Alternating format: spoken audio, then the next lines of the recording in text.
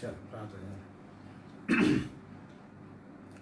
ప్రేమగల తండ్రి, దయగల దేవ, కృపగల తండ్రి, మీ పాదాలకు వందనాలు, స్తోత్రములు స్తోత్రం చెల్లిస్తున్నాం తండ్రి. నాయన మీకు స్తోత్రం ప్రభావం. మరొక ఆదివారం తండ్రి నాయన నీ వాక్యం చదువుకోవడానికి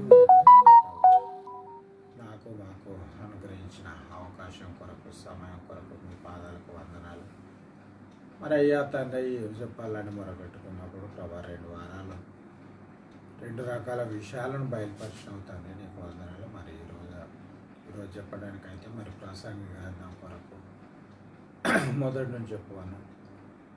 పరిశుద్ధాత్మ దేవాన్ని నడిపింపుంటే చాలా అది మాకు ఆశీర్వాదం కనుక తండ్రి నీ పూరగా వాడుకోమని, ఆయన ఆరోగ్యాలు దయచేయమని ప్రభా తండ్రి నాయన నువ్వే శక్తినిచ్చి బలంనిచ్చి నీ సేవకుల మీదకి దిగొచ్చి నా తండ్రి నాయన ప్రభా నువ్వే మాట్లాడమని సహాయం చేయమని. అంధకార మాంత్రిక సైతాన్ని చీకటి శక్తులను ఇస్తున్నారు, బంధించండి ప్రభా. తన అనారోగ్యంగా ఉన్న బిడ్డలో ప్రభా వాక్యం వినిస్తుండగానే స్వస్థత కలుగున్నట్టు సార్. ఆనాడు పిలుపు ప్రాసంగం చేస్తుండగానే అనేకులను దయ్యాలు ఇచ్చి రోగాలు బాగైనట్టు ప్రభా తండ్రి నాయన నువ్వు మాట్లాడుతున్నానని సేవకుందారు.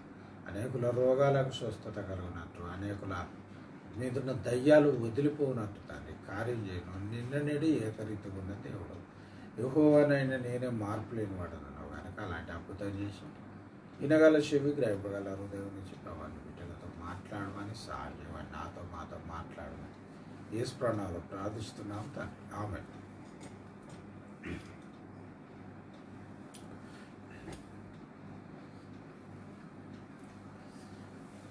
ప్రసంగి గ్రంథము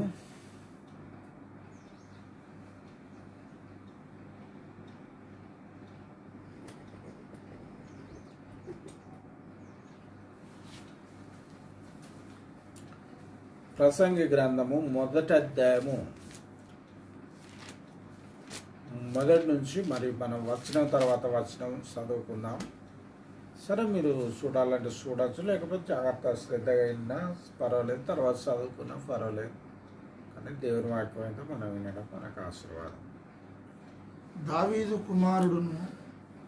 దావీదు కుమారుడును యెరూషలేములో రాజునై ఉండిన ప్రసంగి పలికిన మాటలు.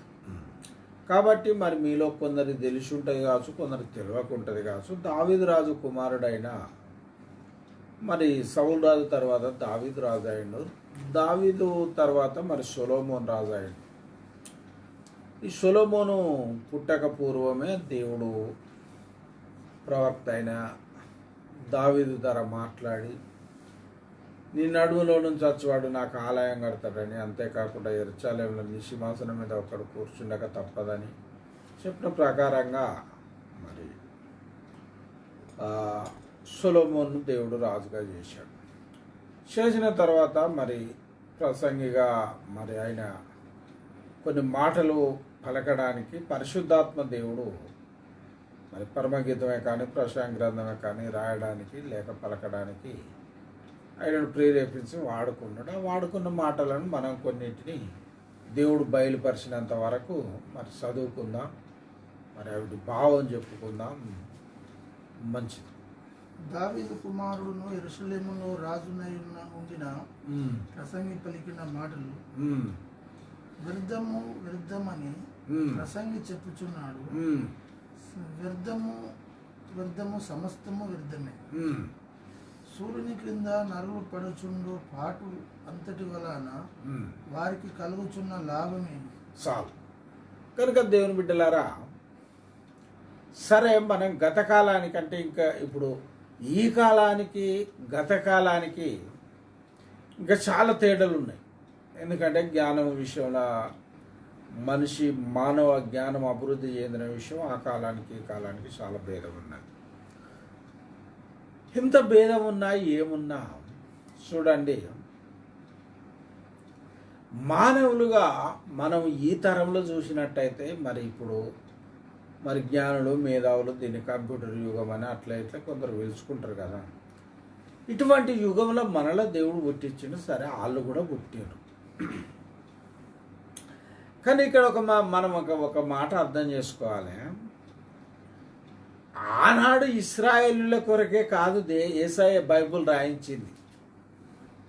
యేసయ్య వచ్చే వరకు ఉండే మనుషులందరి కొరకు దేవుడు బైబిల్ను రాయించాడు. ఇది మనం మొదట అర్థం చేసుకోవాలి.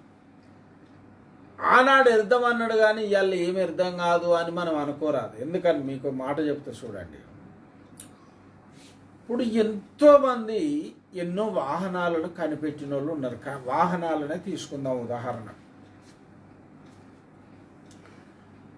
రైళ్ళు కానీ, ట్రైన్లు కానీ, బస్సులు కానీ, లారీలు కానీ, జీబులు కానీ, కార్లు కానీ, విమానములు కానీ ఏవైనా కావచ్చు. చూడండి, వాళ్ళు అంత కనిపెట్టి వాళ్ళు కనిపెట్టిన రైళ్ళు, బస్సులు లేక వాహనాలని ఒక మాటలో చెప్తా నేను. వాహనాలేమో మిగిలిపోయినాయి, వాళ్ళేమో పండుటాకుటోళ్ళ రాలిపోయారు. ఒక మనిషి ఏం సాధించినట్టు భూమి మీద చెప్పండి? అంత గొప్ప ట్రైన్ కనిపెట్టి, బస్సు కనిపెట్టి, లారీ కనిపెట్టి, కరెంటు కనిపెట్టి, విమానాలు కనిపెట్టి, మరి ఏం సాధించినట్టు? ఒకవేళ ఆనాడు వాళ్ళకు బతికినాడు మరి అర్థం అనిపించిందో అనిపించలేదో ఇక మనకు తెలియదు. కనిపెట్టినాడు సంతోషం ఉంటుంది కదా, నా దారిన అయితే ఒక ట్రైన్ భూమి మీద పుట్టింది, నా దారిన అయితే ఒక బస్సు కలిగిందని అలా సంతోషించవచ్చు. మనకు తెలియదు ఆ విషయం. కానీ రాలిపోయారు కదా. అందుకే యేసయ్య ఒక మాట చెప్పిన గుర్తు చేసుకొని, నేను లేఖనం చెప్పడానికే ఈ మాట చెప్తాను. ఒకడు సర్వలోకాన్ని సంపాదించుకొని ఒకరోజు చనిపోతే వానికి ఏమో ప్రయోజనం. అంటే ఒక్కటి అర్థం చేసుకోవాలి మనం ఇక్కడ. అంటే ఈ సావు అనేది ఉన్నది చూడండి, సావు అనేది ఉన్నది కదా మనకు భూమి మీద. ఈ చనిపోవుడు ఉన్నది కనుక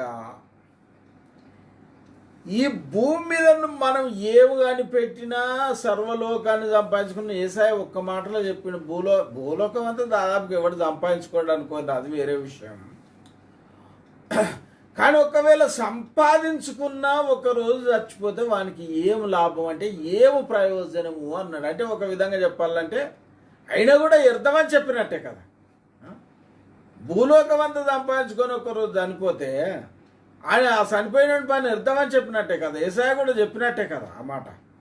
గనక భూమి మీద ఏమి కనిపెట్టినా, ఏం సాధించినా, ఏం చేసినా, ఎంత పేరున్న, అందుకే దేవుడు పరిశుద్ధాత్మ దేవుడు మరి నా చేత రాయించిన పాటలో ఇది రతనాల మేడలున్న రాజవంశ సుఖంలో ఉన్న రారాజును నమ్మకుంటే ఓ రోజున నరకం అన్న పల్లవి కాకుండా చెప్తాను.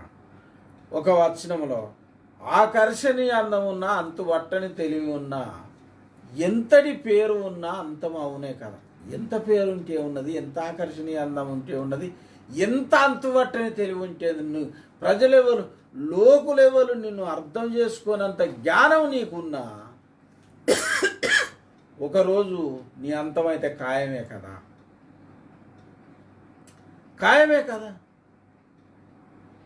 ఇంకొక పాటలో ఇంకొక కొన్ని వచనాలు పెట్టి రాసిన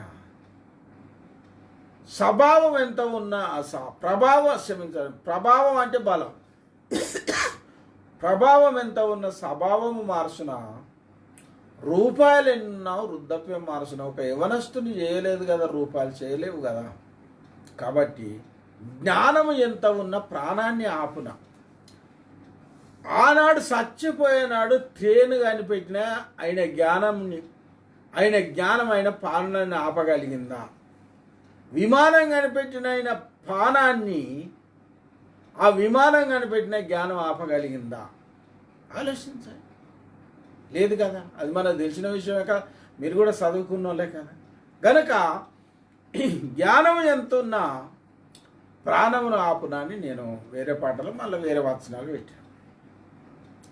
కనుక సొలొమోను అన్ని విధాలు అనుభవించాడు. ఆయనకి ఏ లోటు లేకుండా దేవుడే దీవించండి. ఆయన అనుకున్నంత భార్యలను చేసుకున్నాడు, 700 మంది రాజకుమారులను చేసుకున్నాడు, ఉపపత్తులను 300 మంది ఉంచుకున్నాడు. ఓ ఎంతో గొప్ప సంసారం. ప్రపంచంలో సొలొమోన్ లాంటి సంసారం చేసిన వాళ్ళు ఇక ఎవ్వరు ఉండరు. ఆయన భోజనం లెక్క అది వేరే గ్రంథంలో, రాజుల గ్రంథంలో ఉన్నది, అది ఇప్పుడు మన అంశం కాదు. ఇదంతా అనుభవించి అంటాడు ఎర్దము. దేని కింద ఎర్దం? సూర్యుని కింద, అంటే భూమి మీదనని అర్థం. భూమి మీద మనిషి దేనికై ప్రయాసపడ్డా వెనుకట పెద్దలు ఓ సామెత చెప్పిన రీతిగా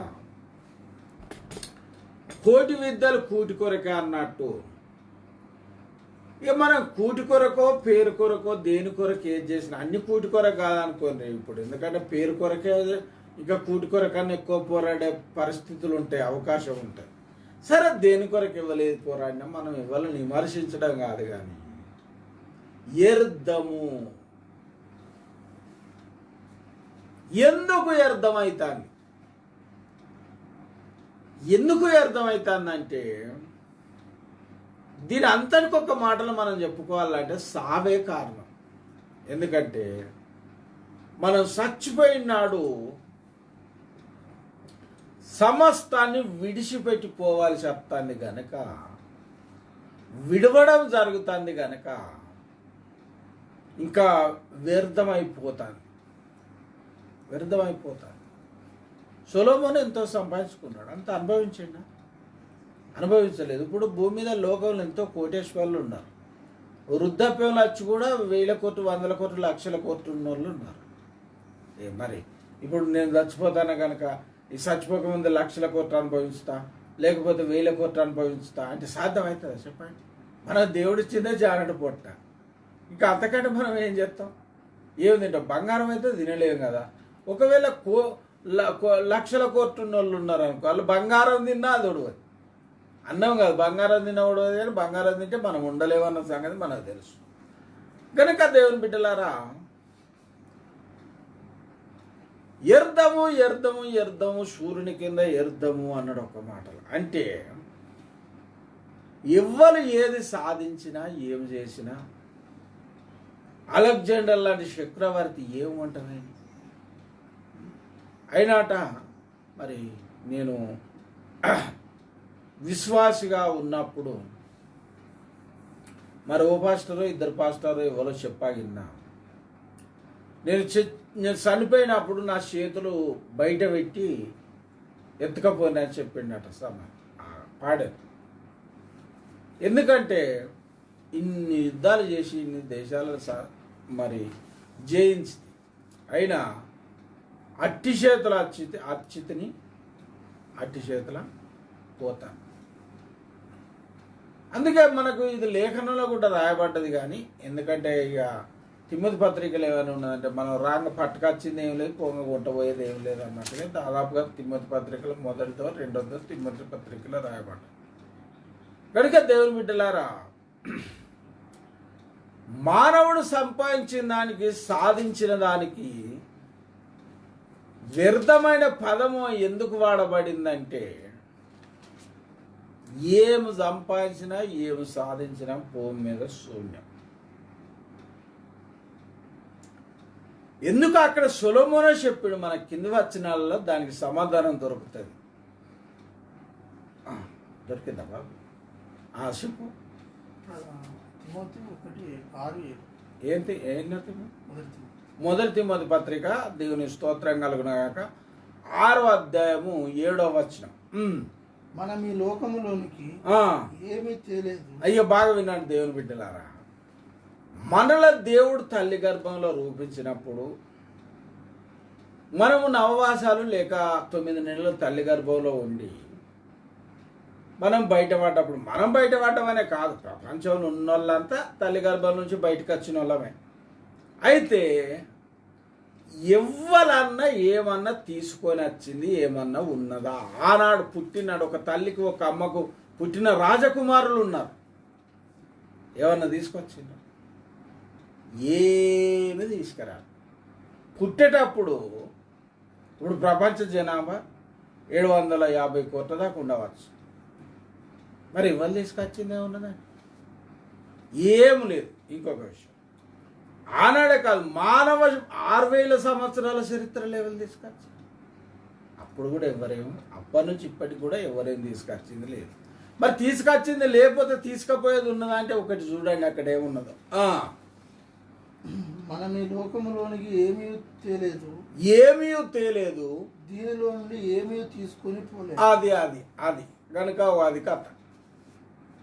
సొలొమోను యెరూషలేమును లేపుకొని పోతాడు, రేపు చచ్చిపోయినాడు. పోలేనండే కదా ఇద్దామని చెప్పిండు.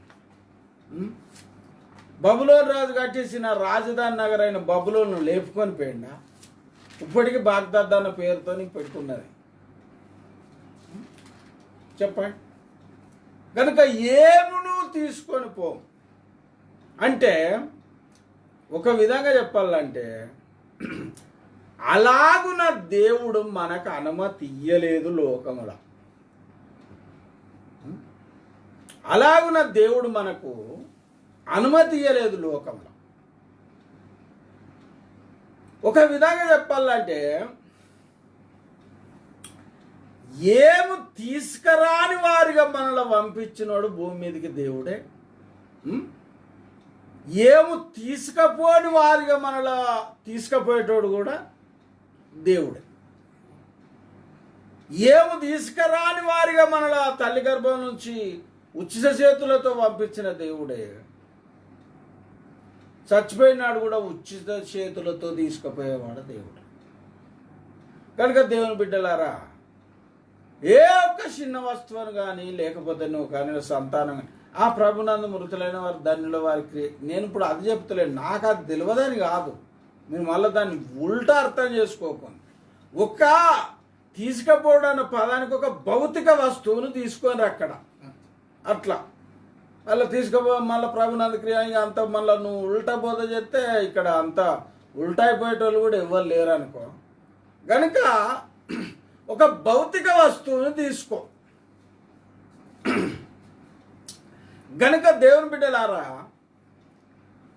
ఏ చిన్నది పట్టుకొచ్చడానికి దేవుడు తల్లి గర్భం నుంచి, పరలోకం నుంచి దేవుడు మనలా మరి పంపించి తల్లి గర్భంలో రూపించి, మరి ఆనాడు పట్టుకొచ్చడానికి తల్లి గర్భం నుంచి మనం బయటపడేటప్పుడు మన చేతిలో దేవుడు ఏం పెట్టలేదు.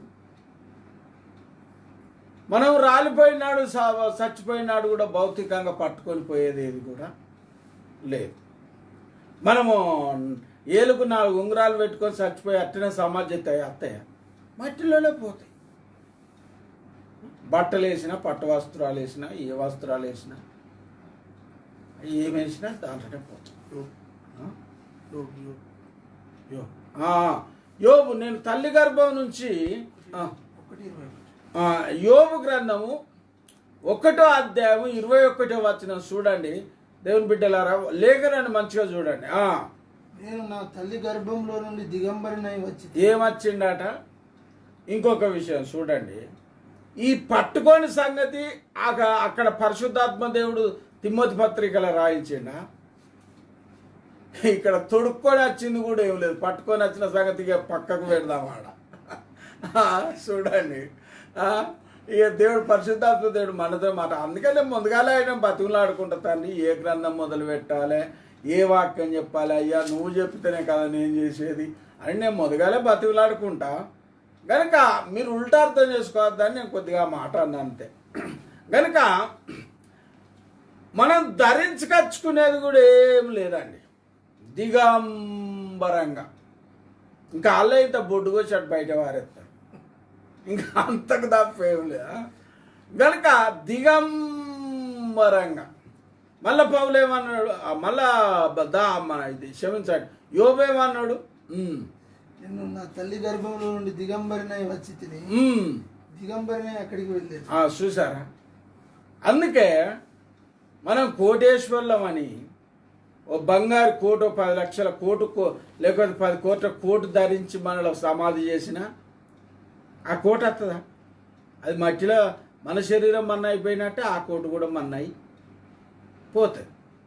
కనుక దిగంబరిగానే అక్కడికి వెళ్ళారు.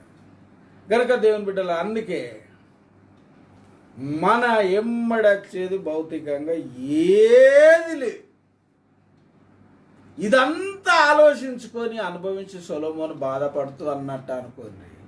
లేక దేవుడు ప్రేరేపించింది, బాబు అంతేరా, ఏం సంపాదించుకో. ఏసాయ కూడా మనకు అదే చెప్పిండని ముందే గుర్తు చేసిన. కనుక ఒకడు భూలోకమంతా సంపాదించుకొని ఒకరోజు చచ్చిపోతే ఏం ప్రయోజనం అన్నాడు కదా.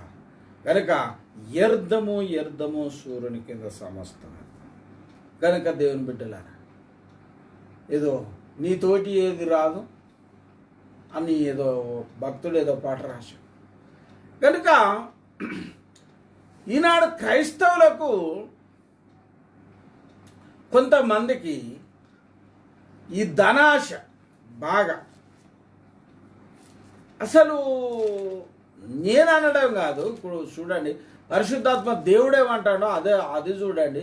కొలస పత్రిక 3వ అధ్యాయము, మరి దాంట్లో 5వ వచనం మరి ఎక్కడనో అనుకుంటా, అక్కడ ఏమని ఉంటుంది, విగ్రహారాధనైన ధనాపేక్షను చంపివేయుడి అని లేఖనం చెప్తాను. కనుక ఇంత తెలిసి కూడా 5వ వచనం, నేను అదే అనుకుంటా, మన అదేంటిది ఆ కొలస పత్రిక 3వ అధ్యాయం 5వ వచనం చూడండి దేవుని బిడ్డలారా. కావున భూమి మీద ఉన్న మీ అవయవములను అనగా జారత్వమును, అపవిత్రతను, కామాతురతను, దురాశను, విగ్రహారాధనైన ధనాపేక్ష చూడండి. అందుకే దేవుడు ఏమన్నాడంటే విగ్రహారాధనైన ధనాపేక్ష అన్నాడు. ఇలాంటి ధనాపేక్ష మనకుంటే మనము ఒక మాటలో చెప్పుకుంది దేవాలన్న సవాలం, మనం విగ్రహాన్ని ఆరాధించిన వాళ్ళం అవుతామా లేకపోతే యేసయ్యను ఆరాధించిన వాళ్ళం అవుతామా? విగ్రహాన్ని, బొమ్మలను ఆరాధించిన వాళ్ళం అవుతాం. మరి విగ్రహారాధికులు పరలోకం పోతారా? చెప్పండి. కనుక దేవుని బిడ్డలు అన్ని తెలిసి ఉండి కూడా గింత నీ చేత దశం భాగం ఇవ్వకపోతే, దేవునికి గింత నమ్మకంగా ఒక 10 రూపాయలు 1 రూపాయి ఇవ్వకపోతే ఎందుకంత పిసినారుతారు? నువ్వు చస్తే ఏం కొంట పోతావు చెప్పు? తిడతాడంటారా? నేను తిట్టుడు కాదు, అరే ఇప్పుడు చూసుకుంటే లేఖనమే చెప్తాను. గింత నమ్మి ఒక 10 రూపాయల నుంచి రూపాయి ఇవ్వకపోతే నువ్వేం కొంట పోతావు? ఇది వచ్చినాడు నువ్వు కన్నా పిల్లలు వస్తారా? ఎవరు వస్తారు అనుకుంటా? ఏమవుతుంది అనుకుంటా? నువ్వు చేసిన పాపమో పుణ్యమో అదే వస్తుంది. ఇంకా అంతకు తప్ప నీ ఏమడి వచ్చేది ఏది లేదు. పాప ఫలితం నరకం, నీతి ఫలితం పరదైష్. ఇక అంతకంటే ఇంకేం లేదు మానవుని. కనుక ఇంత విగ్రహారాధన చేసిన ఇంత దురాశ నీకెందుకు? నువ్వు వాక్యం వినుకుంటా, బాప్తిస్మం తీసుకుంటావు, రొట్టెలో పాల్గొంటావు, నీతులు చెప్తావు, అన్నీ చెప్తావు. నువ్వు అంత బుద్ధివంతుని అయితే దశమ భాగం ఎందుకు? దశమ భాగం కొరకు దేవుడు ఏమో చెప్పిండో వినండి. లెవియకాండము 27వ అధ్యాయము, లెవియకాండము 27వ అధ్యాయం 30వ వచనం. నేను ఒక మా సంఘస్థులకైనా చెప్తలేను, కొన్ని సంఘస్థుల వారు ఈ నా వాక్యం వింటారని నాకు తెలిసింది. సరే, ఎవరైనా నేను చెప్పేది వాక్య ప్రకారంగా చెప్పుకుంటాను. నా సంఘస్థులకైనా బయట మన పక్షపాతం అన్నది కాదు కదా, అది లేఖన స్వరం, పరిశుద్ధాత్మ దేవుని స్వరం. అంగీకరించితే ఆశీర్వాదం, తునీకరించితే కదా శాపం. ఇంకా అంతకంటే ఏం లేదు కదా. శపించడం దీవించడం నేనైతే కాదు కదా, దేవుడే కదా. కానీ చెప్పుడు నా కర్తవ్యం, ఆ బాధ్యత దేవుడు నాకు అప్పగించాడు. చూడండి, లెవియకాండం 27వ అధ్యాయము 30వ వచనం. భూధాన్యములలోనేమి,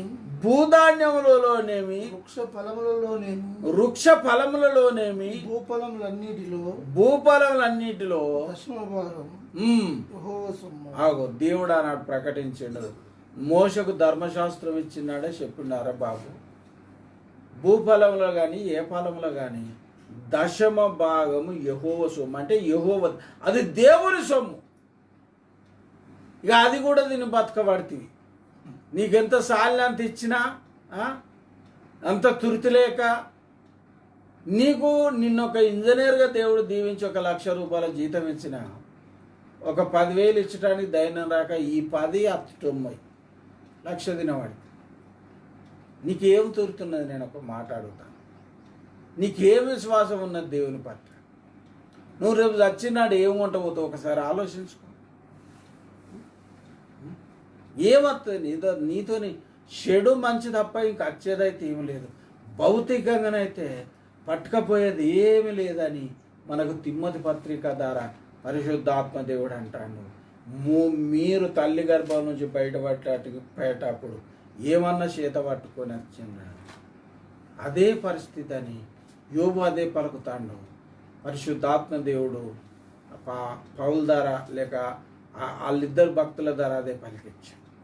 కనుక ఏది నీ సాక్ష్యం? ఏమిస్తాను? ఏం చెప్తాను? దేవుని సొమ్మును కూడా తింటాను. ఇక నీకు తుర్తి ఎక్కడి రూపాయి 2 రూపాయలు వచ్చి కానుకలేసిపోతాను. మొత్తం కానుకలేసడానికి ఎవరో చిల్లర ఎత్తుకుతాను. చిల్లర ఉన్నది వాళ్ళ దగ్గర.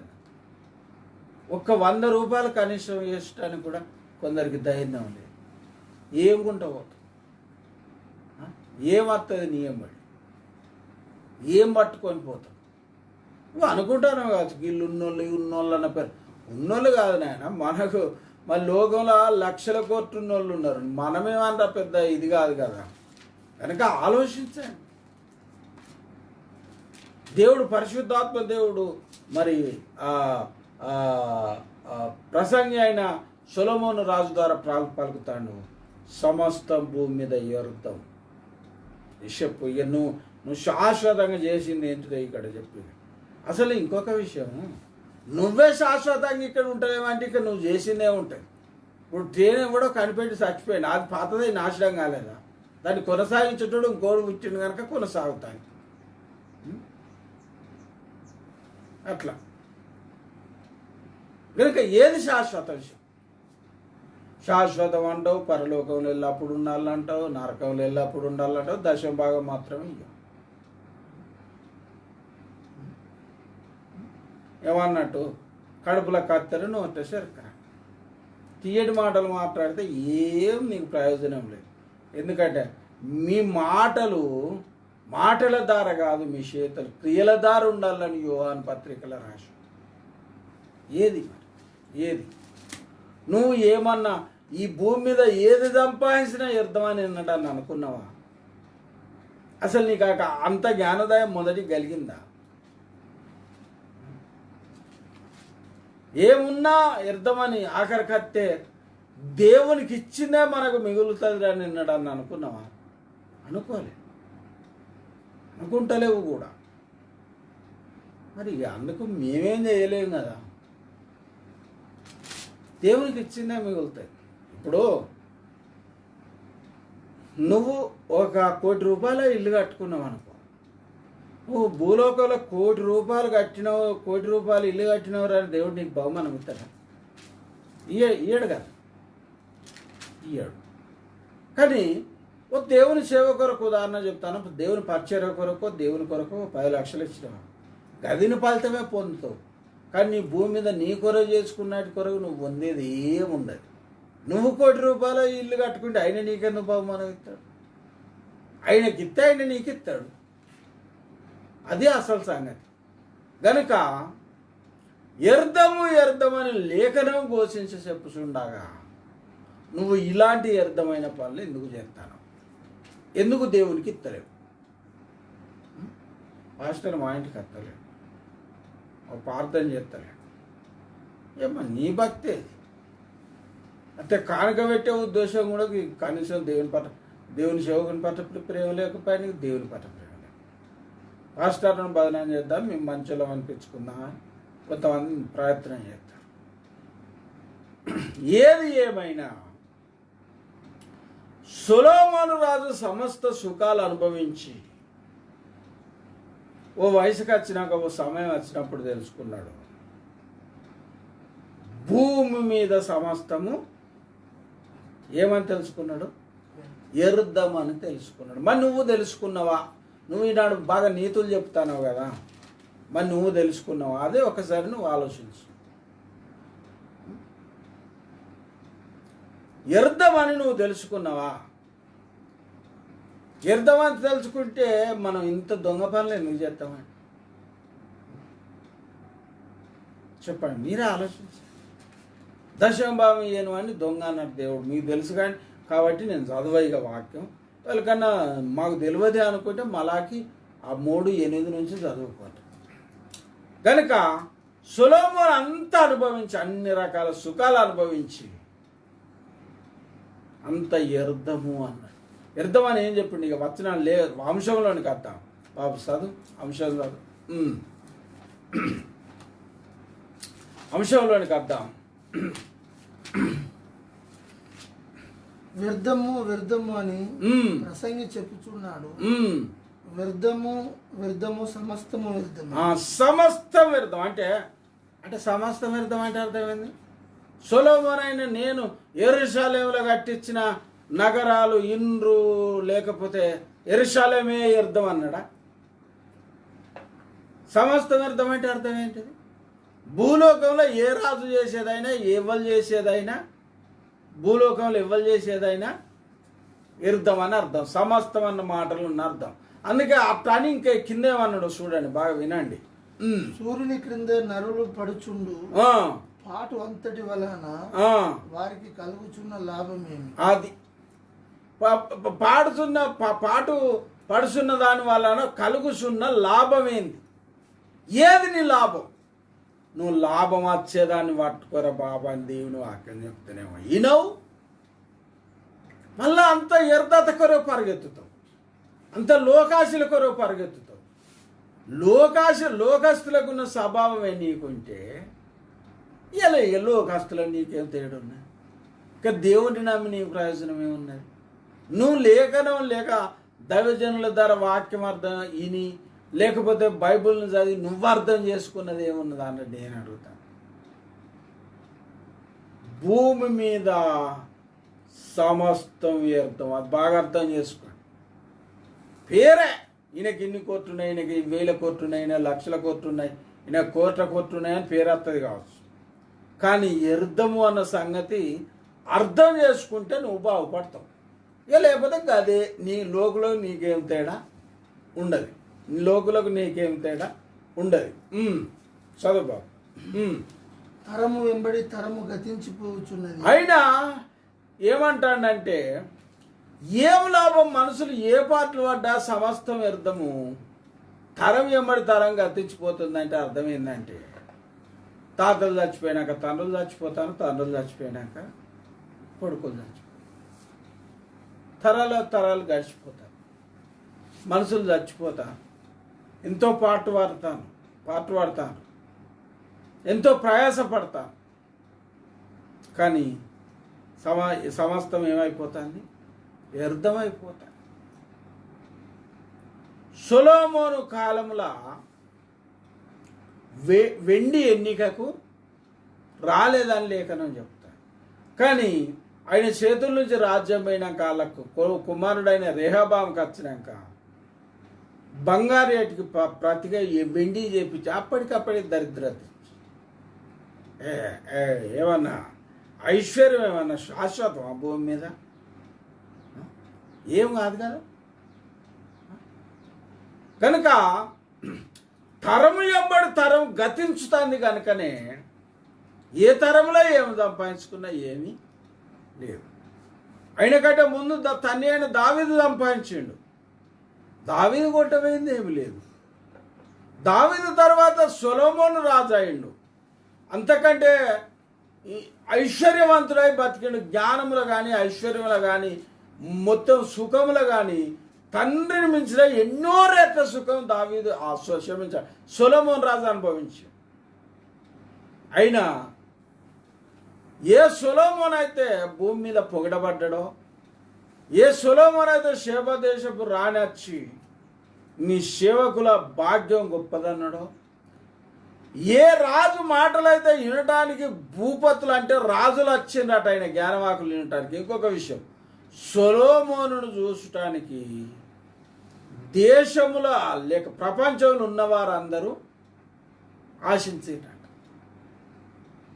అలాంటి సొలొమోను అంటాడు సమస్తం వ్యర్థము. అనుభవించి చెప్పినోడు, అనుభవించాడు, జ్ఞానమును అనుభవించాడు, ఘనతను అనుభవించాడు, సుఖం అనుభవించాడు. ఇంకొక విషయం, అలా తండ్రికి ఉన్న లాంటి అనారోగ్య బాధలు కూడా ఆయనకు లేవు. ఎందుకంటే ఆయన ఎక్కడ లేఖనాలలో రాయలేదు, నాకు ఈ బాధ వచ్చింది, రోగం వచ్చింది. దావీదు ఎన్నో కీర్తనలలో నా నా మొత్తం నా పాపంలో బట్టి నా ఎముకల సత్వ లేదు, ఎన్నో విధాలుగా దేవుని ద్వారా పోరాడి బతికిలాడుకొని బాధలు అనుభవించినట్టు, ఎన్నో దుఃఖాలు కన్నీళ్లు దావీదు అనుభవించినట్టున్నది. కానీ సొలొమోను కొరకు అటువంటి మాటే లేదు.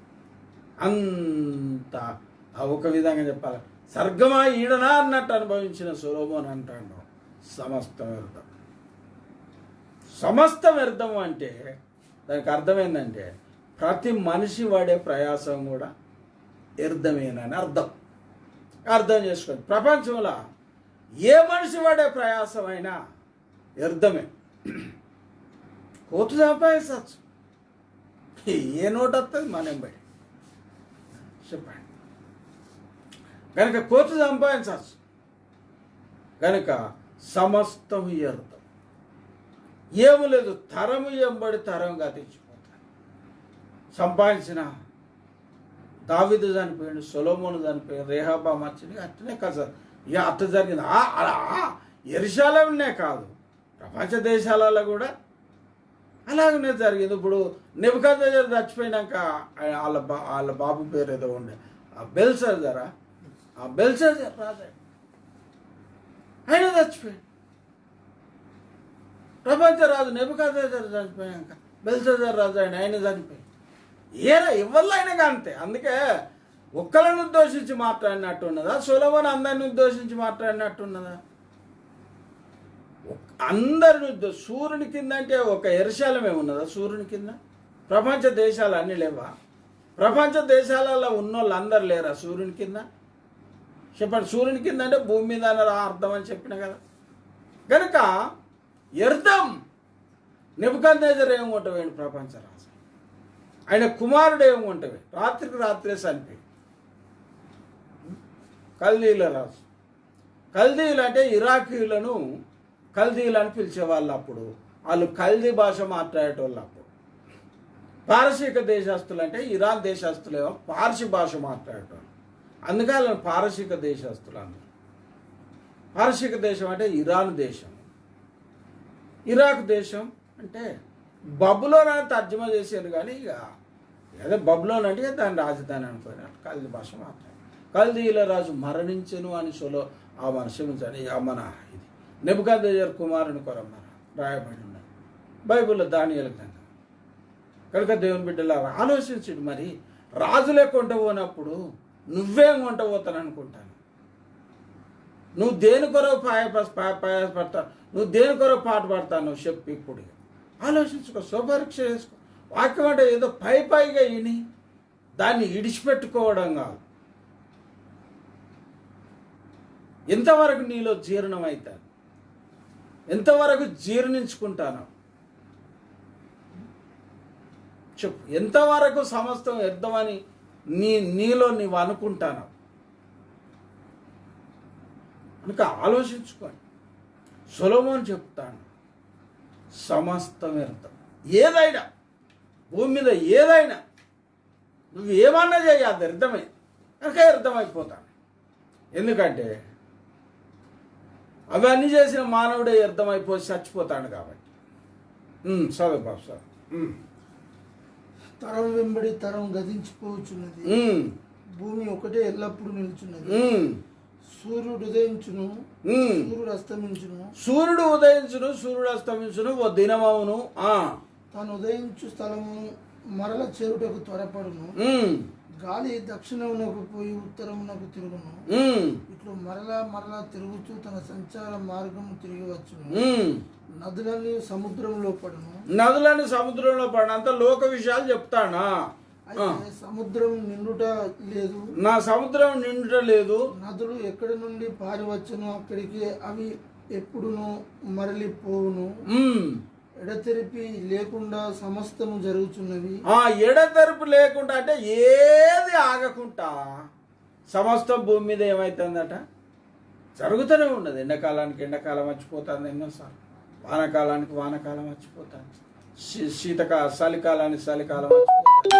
సమస్తం ఎడతెరిపి లేకుండా జరుగుతూనే ఉన్నాయి. ఏం జరుగుతుందట?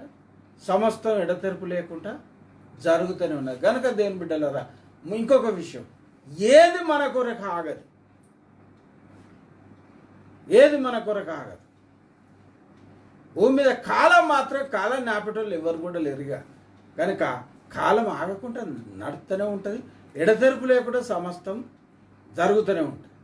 పుట్టుకలాగవు, మరణాలాగవు, తినడం ఆగదు, తాగడం, ఏది కూడా భూలోకంలో ఆగేది ఏది కూడా లేదు. వర్షాకాలంలో వర్షం పడవలసిందే, ఎండాకాలంలో ఎండలు రావాల్సిందే, చలికాలంలో చలి రావాల్సిందే. కనుక సమస్తము ఎడతెరపు లేకుండా జరగవలసిందే, జరగవలసిందే. చదవ. నదులన్నీ సముద్రంలో పడును,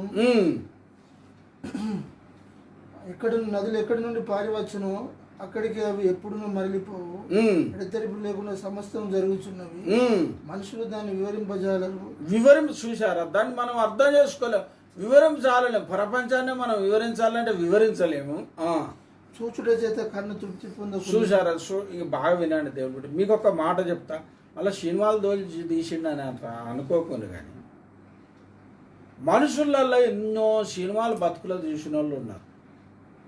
కానీ ఇక జాలు నేను చూసినా అనుకుంటున్నా. చూసుట వాళ్ళనప్పుడు మనము చూడండి, సినిమాల సంగతి అని పక్కన, మనం విశ్వాసమైన రోజు టీవీ చూస్తాను, రోజు వింటాను వార్తలు, రోజు చూస్తాను, ఇవాళ రోజు బంద్ పెట్టుకుందామని వాళ్ళండి అనుకుంటా. ఎందుకు అనుకోమంటే, చూసుట వలన కన్ను తృప్తి, అక్కడ ఏమని ఉన్నా చదువు చదువు.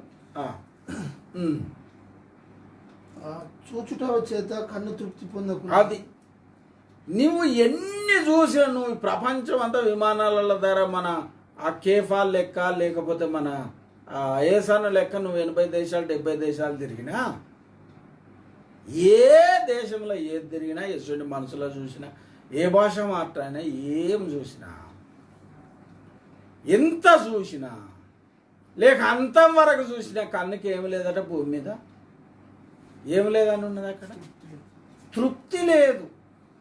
చూడాలి చూడాలి చూడాలి చూడాలి. ఏదో లోకంలో సాగుతున్న చూడండి, సాసు ఉన్నంత వరకు అట ఆశ ఉంటుంది అట అన్నట్టు.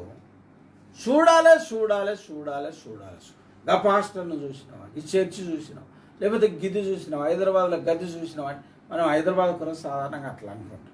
కనుక చూసుట ద్వారా కన్నుకు తృప్తే లేదట.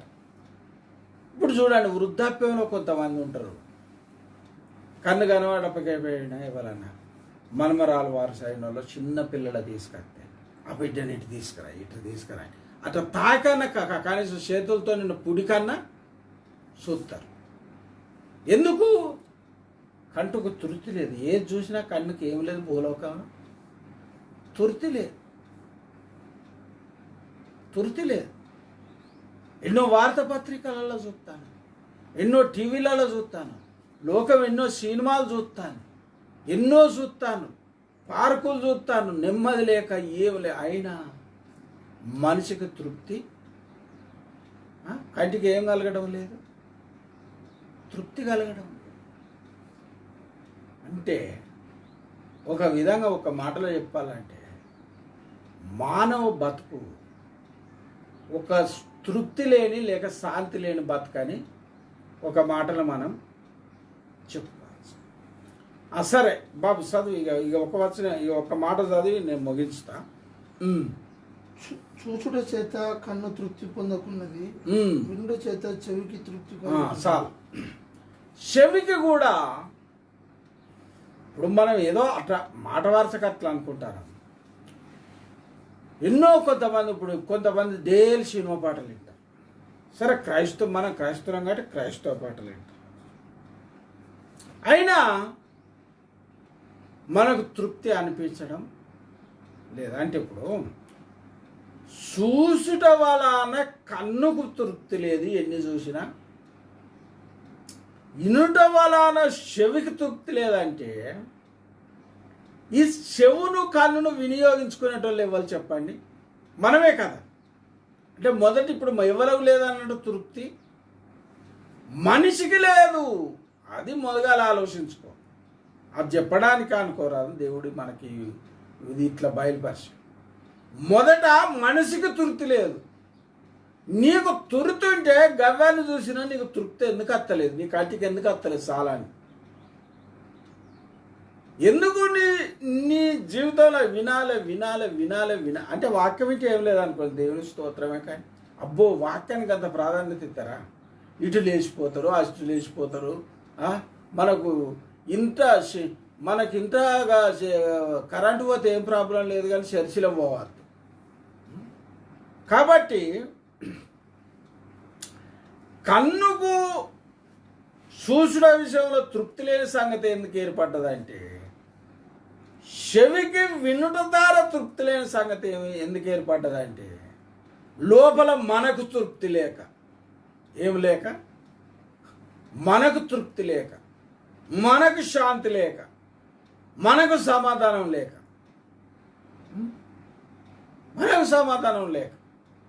అందుకే లోకంలో ఎన్ని పార్కులు చూసినా, ఎన్ని దేశాలు చూసినా, ఎన్ని విచిత్రమైన చూసినా, టీవీ 24 గంటలు చూసినా కన్నుకు తృప్తి రావడం, టీవీలోని మాటలు పాటలు ఎంత ఇన్నా చెవికి తృప్తి రావడం లేదు.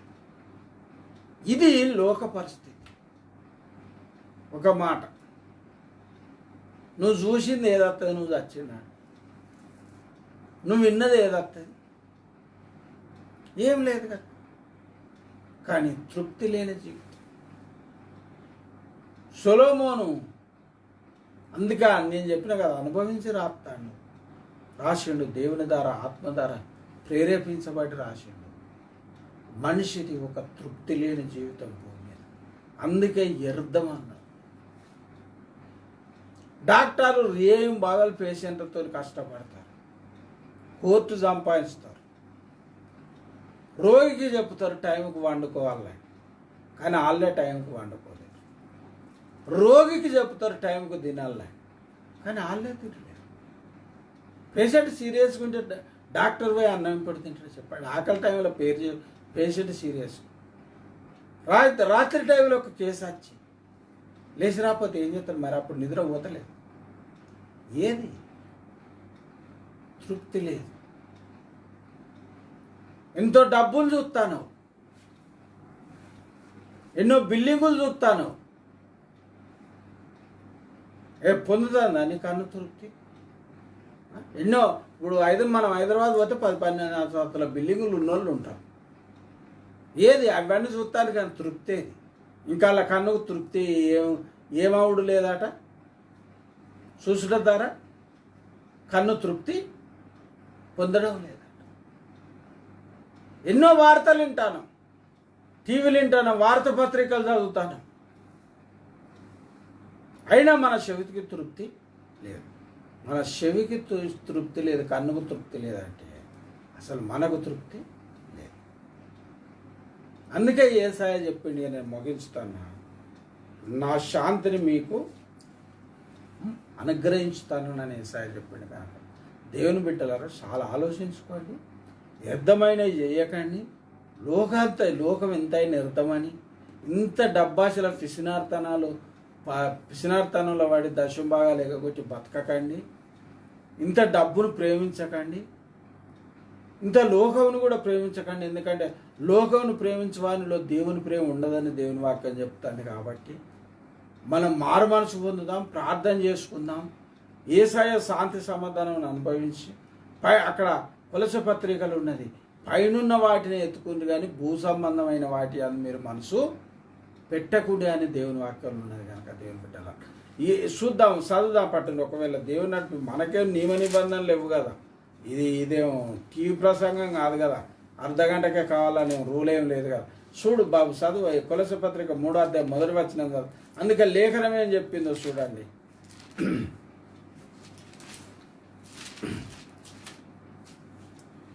కొలస పత్రిక 3వ అధ్యాయం 1 నుంచి చదువు బాబు. మీరు క్రీస్తుతో కూడా లేపబడిన వారైతే పైనున్న వాటినే వెతుకుడి. చదువు. అక్కడ క్రీస్తు దేవుని కుడిపరచన కూర్చుని ఉన్నాడు. కుడిపరచన కూర్చుని ఉన్నాడు. పైనున్న వాటి మీదనే గాని ఆ భూ సంబంధమైన వాటి మీద మనసు పెట్టుకున్న భూ సంబంధమైన వాటి మీద మనసు పెట్టుకున్నాం.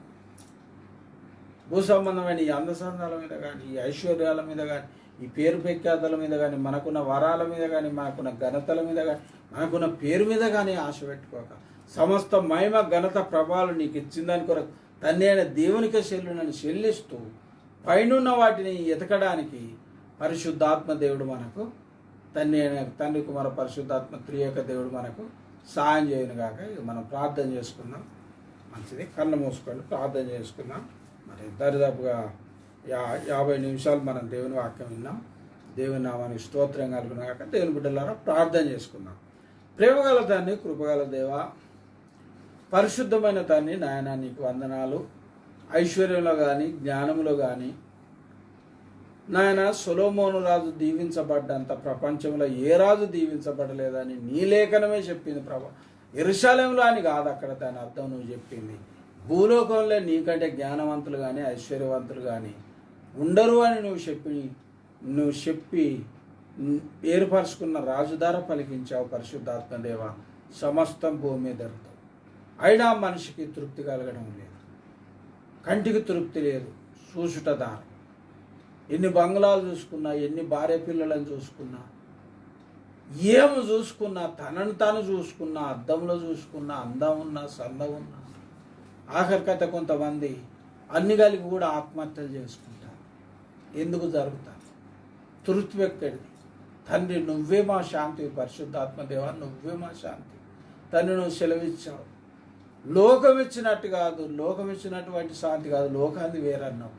నా శాంతినే మీకు అనుగ్రహించుతాను నాన్న. అవును తండ్రి, అనేక దుఃఖాలలో, బాధల్లో శాంతి సమాధానం ఇచ్చి ఆదరించి ఓదార్చే తండ్రి కుమార త్రియేక దేవుడు, తండ్రి కుమార పరిశుద్ధాత్మ దేవుడు, త్రియేక దేవుడు నాయన నీకు వందనాన్ని శాంతిని అనుగ్రహించి మా మనోనేత్రాలు తెరిచి మేము విగ్రహారాధనైన ధనాపేక్షను చంపేసి దశభాగం నమ్మకంగా ఇచ్చి భూ సంబంధమైన వాటి మీద లక్ష్య పెట్టి మనసుంచుకోక పైనున్న వాటినే ఎతికి పరలోక సంబంధులుగా, పరలోక రాజ్య వారసులుగా మేము బతుకున్నట్టు మమ్మల్ని ఆశీర్వాదించి మా మనోనేత్రాలు తెరిచి మాకు వినగల చెవి, గ్రహింపగల హృదయం నుంచి ఆశీర్వాదించమని ప్రభా. నాయన ఈ సమయం కొరకు నీకే సమస్త మహిమ ఘనత ప్రభావాలు చెల్లిస్తూ ఇంతవరదాకా నువ్వు మాట్లాడిన మాటల కొరకు వందనాలు. ఇక ముందున్న ప్రసంగాలలో కూడా మీరే మాట్లాడి మనం మహిమ పొందమని ఇక సమస్త ఘనత మహిమ ప్రభావాలు చెల్లిస్తూ సజీవంగా మమ్మల్ని విషయంలో సమర్పించుకోండి.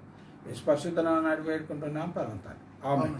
తండ్రి అయిన దేవుని ప్రేమ, కుమారుడైన యేసుక్రీస్తు కృప, పరిశుద్ధాత్మ దేవుని ఆపుతూ సాహసం మనకు దేవుని సదా తోడని కాపాడు సంరక్షించను. అందరికీ వందనాలు.